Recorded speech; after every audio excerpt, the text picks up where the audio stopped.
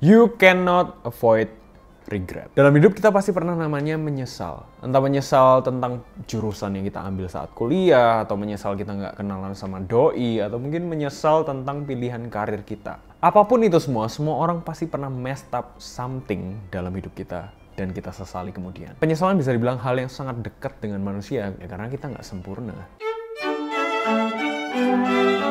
Penulis buku dari The Subtle Art of Not Giving Up, Mark Manson, mengatakan bahwa penyesalan itu sama dengan kebencian terhadap diri sendiri. Atau dalam bahasa Inggrisnya, self-hatred. Hidup kita sekarang ini adalah kombinasi dari semua hal, keputusan, tindakan yang kita pernah lakukan di masa lalu. Jadi kalau kita ada penyesalan yang belum sembuh dan penyesalan yang kita belum bisa let go, berarti ada some part dalam hidup kita sekarang yang masih kita benci, yang kita nggak sukain. Dan itu akan terus melukai dan menghantui sepanjang hidup kita kalau kita nggak bereskan. Ibarat luka, kalau udah mau sembuh, kemudian kita masih menyesal, masih mengingat lagi, masih throwback lagi, belum bisa mengampuni diri kita, belum bisa berdamai dengan diri kita. Itu luka dibuka lagi, kemudian ditaruh jeruk nipis, ditusuk-tusuk lagi. Dan hasilnya kita terluka terus sepanjang hidup kita. Menurut gue ada dua macam penyesalan dalam hidup kita. Satu adalah penyesalan akan hal yang kita udah tahu itu akan merugikan kita, tapi kita tetap lakuin.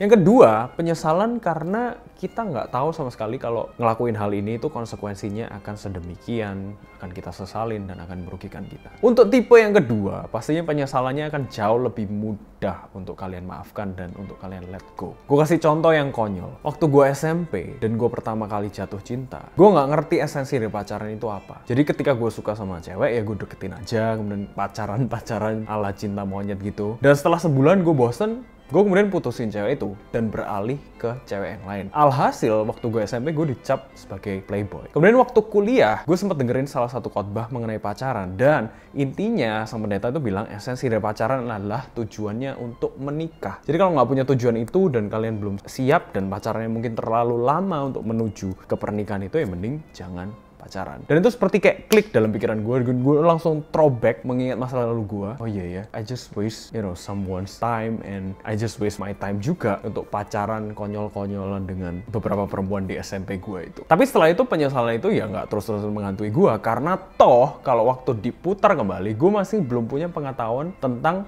esensi mengenai pacaran itu. Jadi kalaupun waktu diputar ya gue akan ngelakuin hal yang sama. Nah, untuk menyesal hal-hal yang kita tidak tahu, ya sudah, you have to let go and move on. Sementara untuk hal-hal yang jauh lebih krusial, untuk hal-hal yang kita udah tahu nih, oh kita ngelakuin A ini, akibatnya bakal ini, dan kita akan menyesal, tapi toh kita lakuin karena kebodohan kita, atau mungkin ada kesempatan emas yang nggak kita ambil dan itu once in a lifetime, kita kemudian menyesal. Gue akuin memang itu penyesalannya jauh lebih dalam dan jauh lebih lama untuk diobati. Kendati demikian, gue harus bilang kalimat klise ini kepada kalian kencang-kencang.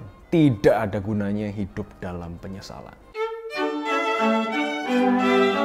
Kita nggak bisa memutar balik waktu. Untuk kesalahan-kesalahan yang mungkin masih kita bisa obati, ya obatilah, benerinlah. Mungkin kita sempat nggak sengaja melukai orang, ya minta maaf lah, selesaikan itu. Tapi segala perbuatan, perkataan, atau keputusan yang kita sudah ambil di masa lalu dan kita sesalin sekarang, most likely udah nggak bisa diubah sama sekali. Maka dari itu tidak ada gunanya mengandai-andai, berimajinasi. Apakah gerangan yang akan terjadi dalam hidupku kalau aku waktu itu mengambil pilihan B daripada pilihan A yang aku ambil? Itu semua percuma. Seperti investor pemula di saham, yang ketika dia menjual sahamnya, kemudian harga sahamnya naik, gila gue nyesel banget tau gitu gue hold. Tapi at the end of the day, you already sold the stocks. Jadi ya udah, nikmatin dan jalanin. Kata nikmatin mungkin terlalu berat untuk sebuah penyesalan, apalagi penyesalan yang dalam banget. Tapi kata jalanin on the other hand bisa jadi action paling sederhana yang kita bisa lakuin untuk segera keluar dari penyesalan. Penyesalan adalah kesalahan yang belum kita maafkan dan belum kita ambil hikmahnya. Mark Manson. So just focus on the present, berdamailah dengan masa lalu, dan maafkan semua segala kebodohan, keputusan, emosi, segala hal yang pernah lu lakuin di masa lalu. Temui diri lu versi masa lalu itu, jabat tangannya dan bilang, I forgive you. Jangan pernah rusak masa kini dan masa depanmu untuk suatu hal yang udah nggak bisa lu ubah. Ubah penyesalan menjadi pembelajaran. Thank you guys for watching this video. I'll see you guys in the next video. God bless you and bye-bye.